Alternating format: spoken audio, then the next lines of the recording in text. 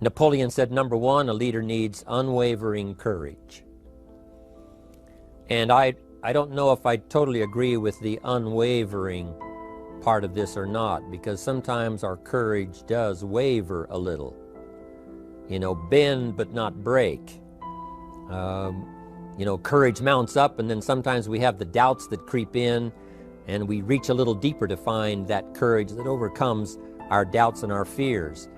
So I would probably debate a little bit with Napoleon on this unwavering courage, because sometimes courage does waver. But as long as it stays, as long as in the end there it is to serve you, the courage to do what you didn't think you could do, the courage to step into territory that might be a little unfamiliar, the courage to talk to somebody you don't know, the courage to attempt conducting a meeting, the courage to give your first testimonial, the courage to, you know, solve problems you couldn't solve before, that kind of courage. The courage to stand up when it's sort of dark in your corner, the courage to do it when it isn't going your way, seemingly. The courage to try to have a good day in the midst of a bad day. That kind of courage. Wavering a little at times, yes, because we all have doubts that attack us. We all have small fears that creep in. That is the nature of life. But that's what faith is all about. That's what courage is all about. To serve us when our doubts will not serve us well. Faith to overcome fear, and courage to overcome our doubts.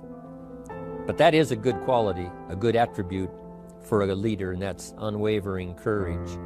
Second, Napoleon said, self-control. That, of course, is the very essence of life itself, is self-control. Because we all have this warfare going on. You know, it's going on in the world, the warfare between liberty and tyranny.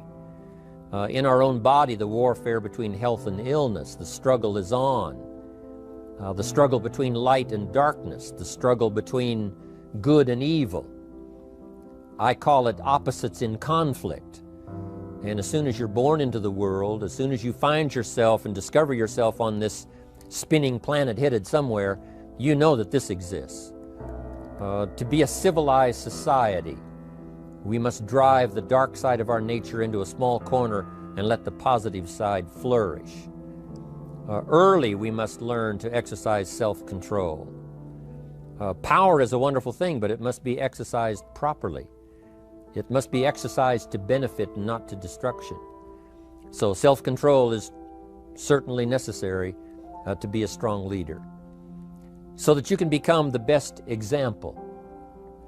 The example of having your temper well managed, to having that dark side of your nature under control. The best example of choosing wise words and not being careless, that kind of control.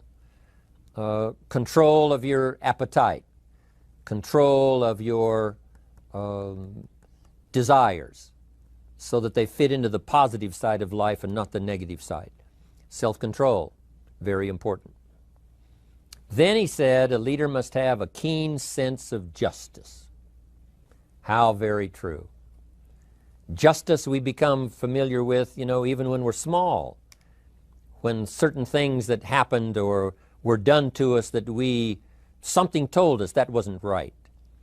Someone did us wrong. We have that sense of right and wrong, and it starts very early. Then we have to have that sense of utilizing what's right and what's wrong so that we develop this sense of justice, this sense of being fair, this sense of being on the positive side, on the right side. To minimize a person's mistakes, they need to have this sense of justice. We have to have justice when we're building an organization. You know, what's fair, what is a good balance.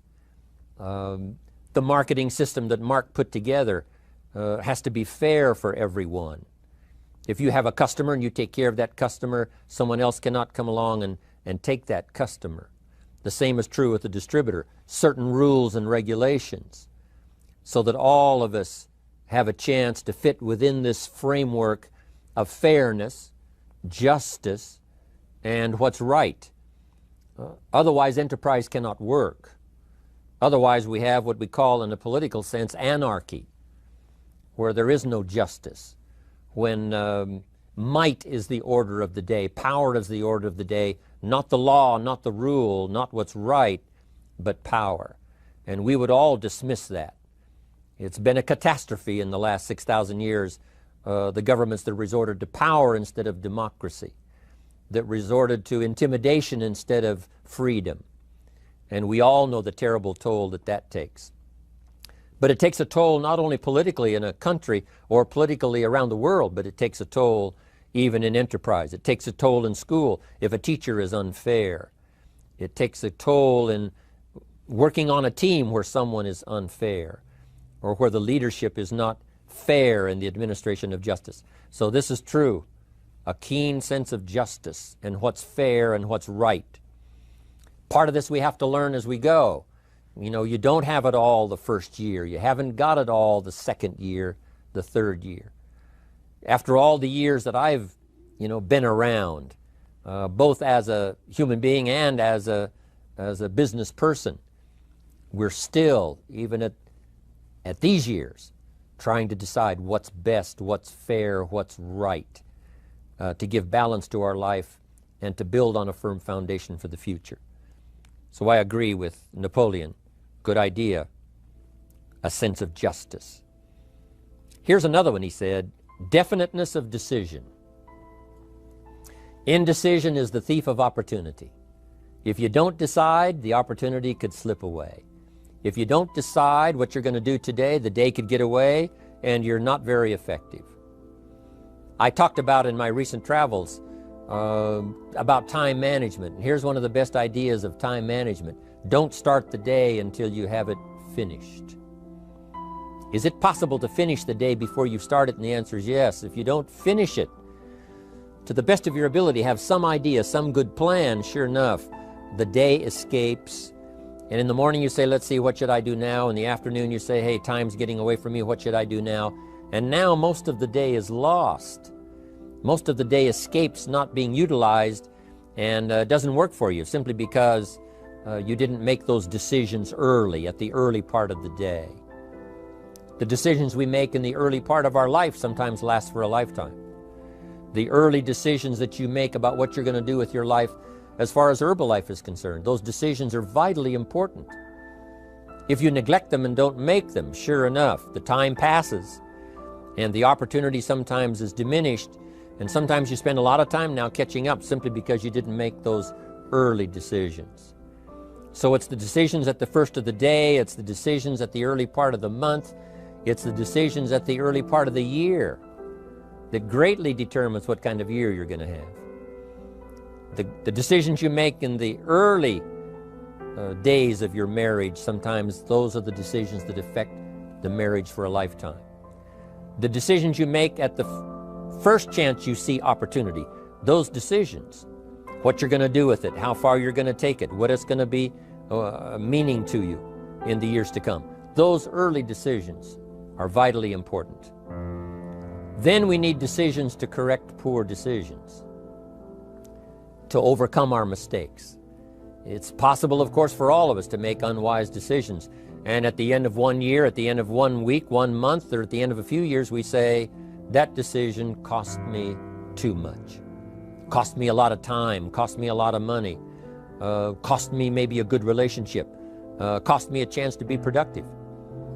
But as long as you're alive, there's still a chance to use new decision power to correct the mistakes of decisions that were bad in the past. All of us have the opportunity to do that, but I think Napoleon was right here too. You got to be definite in making decisions so that the opportunity doesn't pass you by. Take advantage. Here's the next one. Napoleon Hill said, a good leader has definite plans. How important that is. And of all the years, I think, to cash in on Herbalife's momentum and make some plans for the future, this has got to be one of the greatest years. Herbalife in these 18 years now has created some incredible momentum, not only in opening up the countries, but momentum in the refinement of our marketing, momentum in developing new products, momentum in developing our support system. The key is now for you to make plans to ride on that momentum. Herbalife is like the tide that comes in, and the rising tide lifts all the ships if they're in the water. If your ship and your boat is not in the water, even though the tide comes in that would lift all the ships, if yours is not in the water, then it doesn't benefit you. So here's what you should do. Have the same intensity to make your plans for the future as Mark Hughes has. As the President's team, Chairman's Club especially, make the plans for the Herbalife company future, you've got to now make your plans. Don't let this momentum pass you by. Don't let this momentum go uncashed in on. Don't let it be like a lost cause for you. And maybe you've, because of the lack of plans, have lost a month or two, or you've lost a week or two, or maybe you've lost a year, and you were 10% effective instead of 100%. Now's the time to change all that and start making some plans. Your Herbalife plans, they're vitally important. You might as well cash in on the Herbalife plans for world expansion, the Herbalife plans for expansion within your country, the Herbalife plans for the expansion of the business, the incentives. Cash in on that, capture that, and say, I've got to have some plans that match Herbalife. Not necessarily match Herbalife in numbers, but that can match Herbalife in momentum, that can match Herbalife in cashing in on the opportunity, your plans for Herbalife expansion. You got to have some plans for your family, right? You got to take your family along, don't leave them out. One of the challenges all of us have in making our plans is how to balance everything, to make sure that we don't regret at the end of the year, I spent too much time on that. I spent too much money. And then if you have, say, how can I not do that again? And construct some better plans so that you won't have any regrets at the end of a year to come, 5 years to come, 3 or 4, 5 years to come. Definite plans. The plans for the use of your money. One thing I've admired about Mark Hughes since I've met him all those years ago, once he started becoming successful, he had a splendid plan, not only for his personal success in terms of financial security, but in terms of the company. Because Mark has to look after the company and make sure that the company is secure, that the company has plenty of reserves, so that no matter what happens around the world, and when you're doing business in 37 countries, you can imagine what the challenge is to make sure the plans for each country are there, the backup plans, the financial plans, as well as products and opportunity and marketing. It is a challenge beyond comprehension to most of us what kind of planning that takes in terms of trying to make Herbalife secure for the future. I described it in one of the summit classes as Mark takes the same pledge that the President of the United States takes, and that is to preserve and protect and defend the Constitution, says the President. But Mark has to preserve and protect and defend the company to make sure it's viable, not just in America where it started, but all around the world in each country. It's an awesome responsibility. But now for you, your plans to be financially secure. If you're starting to make some big money in Herbalife, I'm telling you, you got to have a good plan for your resources so that you find yourself secure regardless of what happens. I agree with Napoleon here. You got to have good plans. One more on plans, and that is the plan for your personal development. The plan to be better this year than last year. The plan to take the classes, attend the workshops, do everything you possibly can to show personal progress, not just financial progress, not just the progress of having one more car or one more home, but the progress of personality, the progress of communication skills, the progress of recruiting skills, the progress in how to deal with people, progress in using your influence so that it multiplies its power by 5 by 10 versus what it used to be. You need those kind of plans. A plan for personal growth, personal development, a plan to be all that you can possibly be in the years to come as you develop your Herbalife business and your life business and your family business, all of that. Got to have good plans. Next, Napoleon Hill had a good saying. It was something my father had and passed it on to me as a good philosophy. And here's what he said. A good leader has the habit of doing more than what he gets paid for. What an incredible philosophy this is. The habit of doing more than you get paid for. It's what we call the service that you put out like seeds in the ground that doesn't bring the harvest immediately, but the harvest is yet to come. It's called like putting out the capital in capitalism. Doing more than you get paid for means that you're getting ready for the next move up. Because if you do more than you get paid for, you've made an investment. The average person might think if I do more than the company requires, then they're ripping me off. I'm not getting paid for that extra time, that extra attention. But you must not view it that way. You must say, I'm getting there a little earlier, staying a little later, as an investment in my own personal future. Because I want that kind of reputation. I want that kind of philosophy to work in my life. Do more than you get paid for.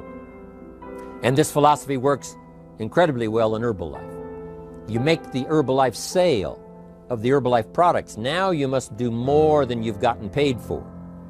Right? They've got the product, you've got the money. But you can't stop your investment there. Now you must develop the investment in time, effort, and energy in turning that new customer into a testimonial. And sometimes that's the most difficult work, the work after the sale. Because the sale might be fairly easy. Someone says, hey, I've been looking for this product, I need it, here's my money. But now you've got to stay with them, make sure they don't just buy the product, but that they use the product. And that they don't just use the product, they keep using the product. That's the work after the sale. But if you learn to make that kind of an investment and do more than you get immediately paid for, the payoff in the future can be fantastic. Because as we all know in Herbalife, what really pays off is not a sale of the product. What really pays off is a testimonial. A testimonial that gives you more sales than you can keep up with. A testimonial that takes you places you could never go by yourself, introduces you to people you'd never see on your own. That kind of investment is so powerful. So you do more than you get paid for up front. It's happened for me, making the investment. When I first started lecturing 36 years ago, I talked to high school classes, college classes, service clubs, and I gave it all away. I went and talked for free. Someone said, Mr. Rohn, would you come and do this breakfast talk? I said, sure. Could you do this luncheon talk for this service club? I said, of course. And all of that in the beginning was for free. Primarily because I'd made my fortune. I didn't need the money, but I did it for free. But look what it's made for me by giving that kind of service in those early days. And finally it led to business and led to an enterprise. And I was giving the seminar all those years ago here in Los Angeles, and Mark Hughes was in my audience. So what you don't get paid for, don't worry about that. Just render the service with the vision of the future that it'll come back multiplied if you have this kind of habit, this kind of philosophy. Next, Napoleon Hill talks about personality. You need a pleasing personality. There's many parts to your personality. One is your working personality. The kind of behavior, the kind of attitude that you need, especially in the public. Some things you can kind of get by with, being a little careless, maybe in private, but in public, where it counts so much in your paycheck, it counts so much in building your business for the future, your own personality. But here's what you also must remember. You develop your personality in private so that it serves you well in the public. Sometimes we get the mistaken idea, I can be careless with just these few and be more careful when I have 1,000. But see, that doesn't work that way. Careless with a few, sure enough, that will creep into your presentation for 1,000 people. Here's the best practice, and the Herbalife opportunity in our marketing systems gives you the best chance to do that. The influence you have one-on-one, that's what really counts. You say, well, I'm only talking to 2 people, it doesn't matter much. That's when it really matters. Because if you'll practice well there, using your personality, using your influence, to get someone's attention, to get them to listen, to get them to participate, the kind of personality that someone says, I'd like to be around this person. They're unusual. They're not like the average person I meet on my everyday experience. That kind of personality. But you've got to practice it behind the scenes. You've got to practice it one-on-one. And if you're effective one-on-one, 1-on-3, 1-on-5, I promise you, that will get you ready to now perform with the kind of personality, the kind of charisma that wins people when you're in front of 500 people, 1,000 people, 5,000. So this is a good point, working on your personality. Here's the best gift you can give someone, and that's the gift of attention. Attention is so powerful. When I was a young man, I met Nelson Rockefeller, one of the richest men in America at that time. He's gone now, but he was a unique individual, ran for vice president of the United States.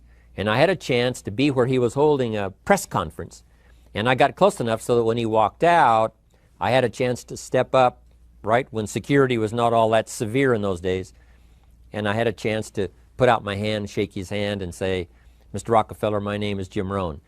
And what I remember most was the attention he gave me. With the lights of the cameras around and everybody all around, he looked right at me and said, Jim Rohn, where are you from? I said, Idaho. He said, I really like Idaho. It's one of my favorite states in all of the country. And for just a few seconds, he gave me his attention, shook my hand. I'll never forget the handshake, right? One of those multi-million-dollar handshakes. But I'll never forget that personal attention he gave me, just for a few seconds. It was powerful. Made an impression on me that's lasted until this day. That's why I remember to tell the story. So, same thing you can learn to do. Utilize your personality, utilize your influence, give people the gift of attention. Here's the rest of my list now as we finish up. Next, Napoleon Hill said a leader needs sympathy and understanding. We have to develop that early in our lives. All of our lives, we have to look at those that are less fortunate than we are. Those who need a helping hand, and especially now we learn to look at those who need an opportunity, those who need a change in their health, those who need a change in their life and in their lifestyle. It's this kind of sympathy and understanding that drove Mark Hughes to construct the company. It took that kind of understanding, that kind of sympathy, that kind of deep emotional feeling. Then Mark understood what it meant to be poor. He understood what it meant not to have. He understood what it meant to be short on finances, on resources. He understood what it meant to lack, a full formal education. He knew all of those lacks. And instead of crying about it, he said, what I will do is change it for myself, and then I'll help other people that have the same challenge. Lack of education, lack of the money, lack of the resources, lack of good health, faced with all kinds of difficulties they can't solve. I'll get mine solved, and then I'll be strong enough and have the skills to where I can help other people. That kind of leadership quality is so powerful. That kind of understanding. Here's the next one. A leader must have, Napoleon said, a mastery of the details. How very true. All can be lost with just a couple of missing details. On the trip to the moon, everything has to work, right? There's several thousand moving parts. There's several thousand pieces to the project of getting to the moon and coming back, and all of them have to work. You can't have 10% of them working, 90% or 80%. They've all got to work. And then there's the backup systems for something if something goes wrong to back it up. That kind of mastery of detail is so vitally important. But here's what else to remember as far as Herbalife is concerned. The drama is in the details. Someone says, I lost 30 pounds. Well, 30 pounds is 30 pounds, but that's not the drama. The drama is, where were you before you found Herbalife? How did you feel? What kind of circumstances? Now someone begins to give us some of the details.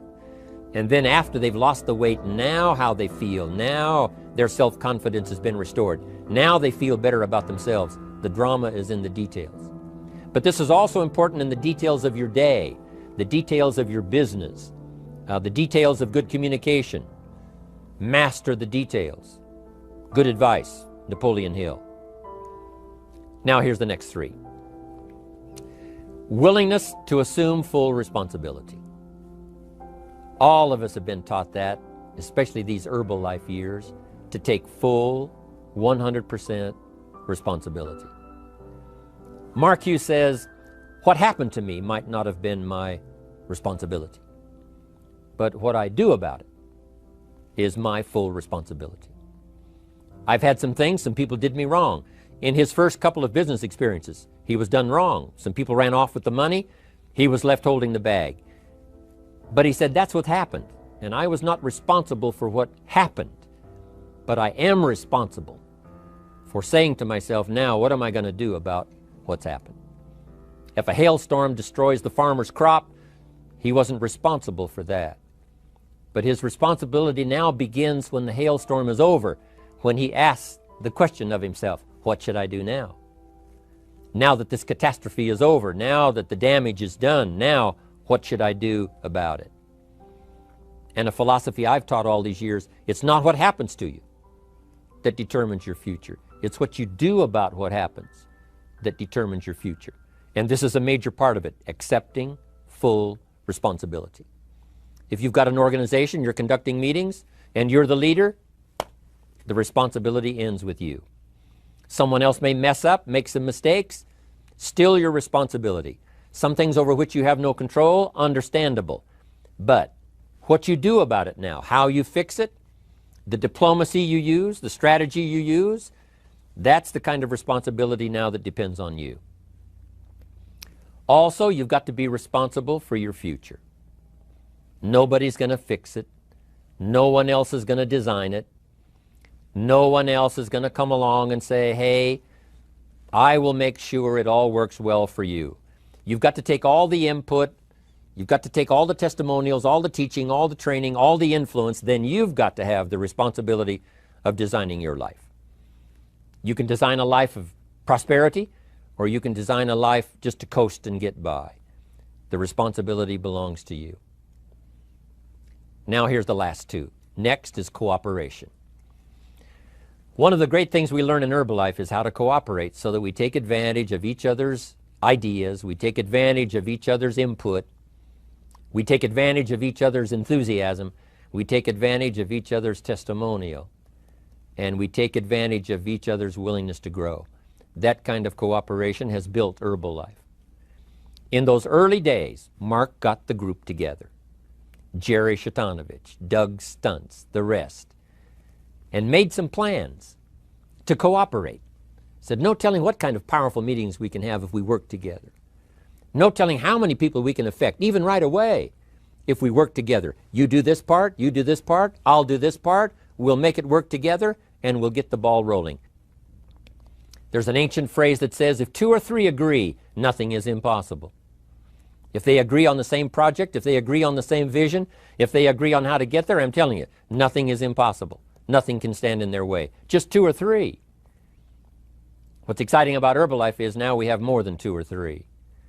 The president's team now is well populated. Even the chairman's club is growing. The millionaire team is awesome in its numbers as well as in its power. And the cooperation between all of us on the tabulator teams, as distributors, home office, support staff, 15th floor, wherever we come from. If we cooperate, there's nothing we can't do.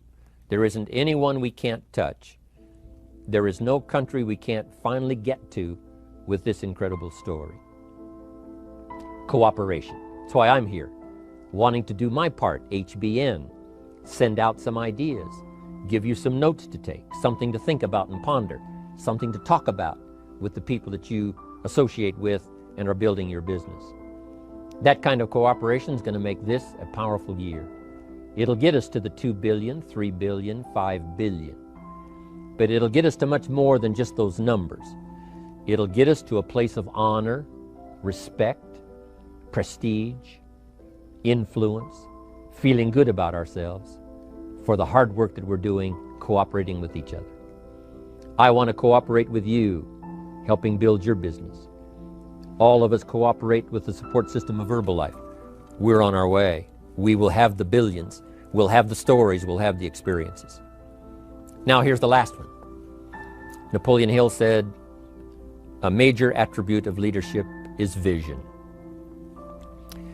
Vision is in many parts. One, a vision for your own course to follow. A vision for you, for yourself. A vision for your financial future. A vision for your health. A vision for your wealth. A vision for you to latch onto and make something out of. A vision for your family. Because vision must now lift others as well as ourselves. Guess what our family is counting on? That we'll be able to see things that at first they cannot see. That we'll be able to look further into the future than perhaps they will be able to look. The same is true with your organization, the people that are around you. They're counting on your vision. Perhaps you've been there a little longer than they have. Maybe you've been there a lot longer than they have. And they will look to you to help them see things that they can't see in the beginning. And if you will do that, develop that attribute of leadership, I'm telling you, you'll have such a dramatic effect on your organization, it will be unbelievable. A vision for yourself, a vision for your family, a vision for your organization, a vision for the people that you're close to. The old prophet said, without vision, we die. We perish. Unless we can see into the future, life loses its meaning. Unless we can look further than just where we are at the moment, then we have no reason for faith, no reason for activity. But if we'll develop this skill, beyond any other skill, I'm telling you, it will help us touch people because they'll want to be around us because we have this look into the future. Not only the short-range vision of what we're going to do this week, this month, this year, but the long-range vision like Mark has, taking us to the 5 billion. You can have a vision that will take your organization into the future and bless everybody with success.